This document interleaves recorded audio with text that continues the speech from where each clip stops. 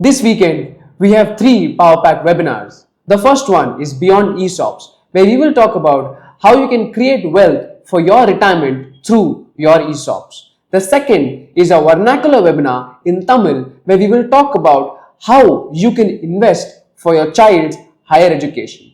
The third is FIRE with mutual funds, where we will talk about what FIRE is and is it difficult for you to achieve FIRE.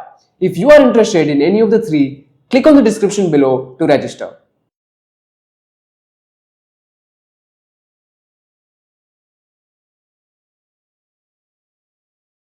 The art of booking profits. Recently, I met a father and son, both avid investors in the stock market. The father is a veteran. He has done over 35-40 years in the market. He has seen multiple cycles. The son is relatively young. He has just seen one cycle. And he is 24/7 thinking stocks, investments, returns and stuff like that. The son has read so much about every company he's invested in.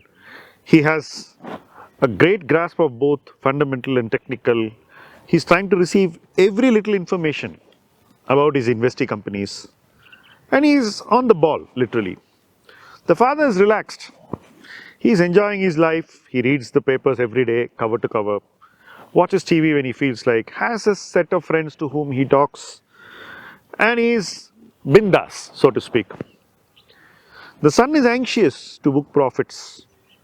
He's anxious to get it right on which is the perfect time to sell.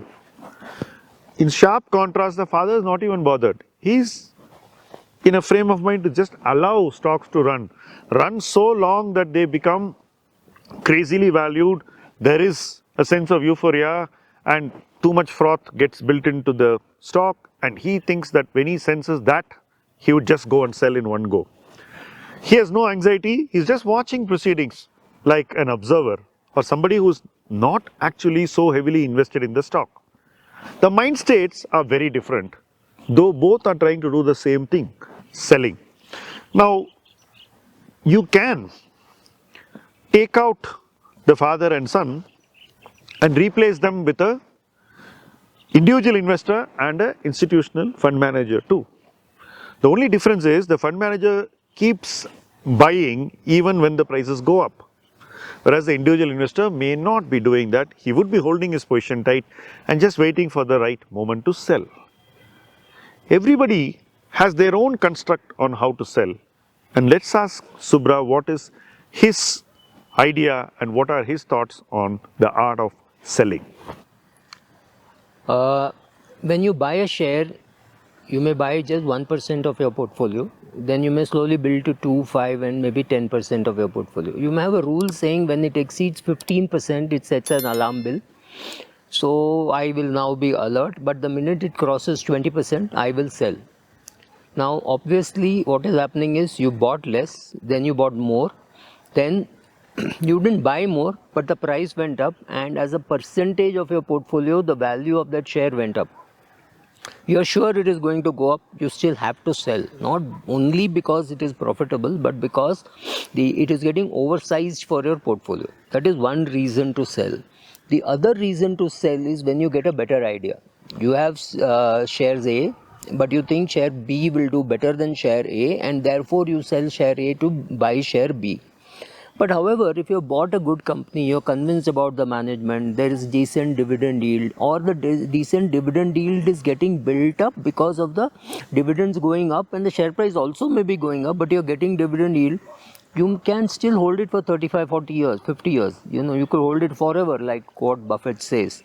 So it's very difficult to say when to book profits unless you have some shares which you have bought specifically saying if I get 20% return, I'll sell.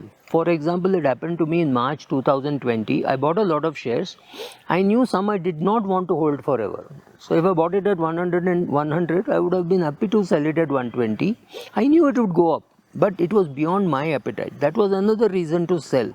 So there have to be some strong reasons to sell. Like I said, becoming too big for your portfolio, or you think it's getting too much in valuation, or some, the flavor of the month was PSU flavor for last, say, 20, 30 months, then you feel, oh, I think there is too much froth getting built up there. So you book part of your profits. Or something is a 20 bagger, you did not expect it to go up so much. You partly will book your profits. But do you need to book your profits regularly? I doubt it. Then your portfolio never grows.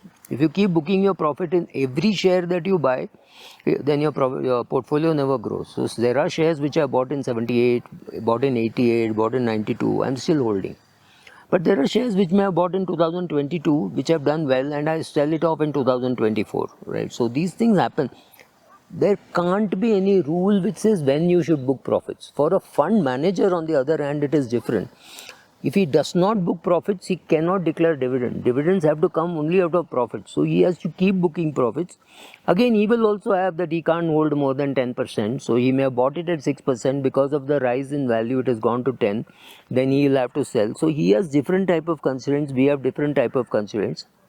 Other reason to book is when you need the money. So you have 5 shares, all are profitable. Then you have to choose one where you think maximum profit has already been arrived at. So then you book those shares as because you need the money. Or maybe you're now no other income and you want to live off these shares. Then you keep selling some X number of shares every month to meet your expenses. These are the various reasons why you sell. So profit booking or selling does not have to have rules, and rules applicable to some a 45-year-old may be very different than applicable to a 70-year-old. Typically, when a person has a compulsion to show that he has made profits, he tends to sell early. That has been my experience, and that has been what I have also observed in a lot of people. In fact, the analogy I gave between father and son, the father has no point to prove to anybody. The son wants to prove that he is a good investor and that he has made money, actually. So he is more inclined towards selling. He is thinking of selling more to show to the world that I have made so much profit. Look, I am good. The father has no such compulsion. So he is under no stress or anxiety to look at selling. The tendency to allow the profits to run the full course is high in the father and relatively not so high in the son.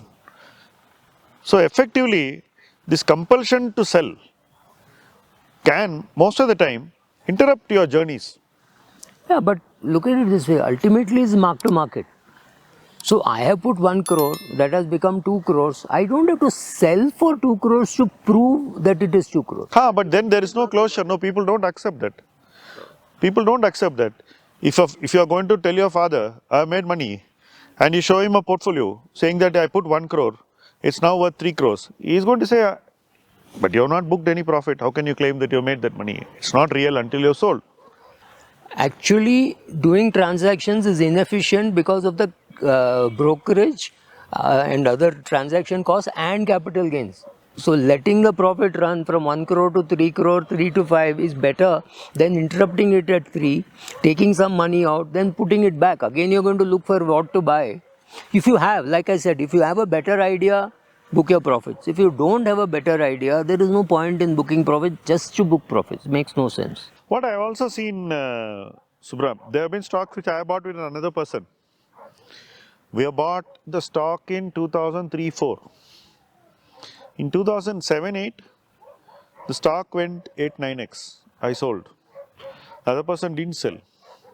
Today, after all this, the stock is still up 5-6 times from that price at which we sold. So it's not as if it has done badly in these 16-17 years.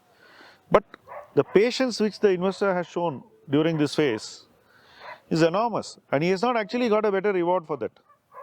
But still, that habit which he follows with stocks of riding the stock for multiple cycles rewards him more in some other place. Here it has been moderate, but there it could be much better.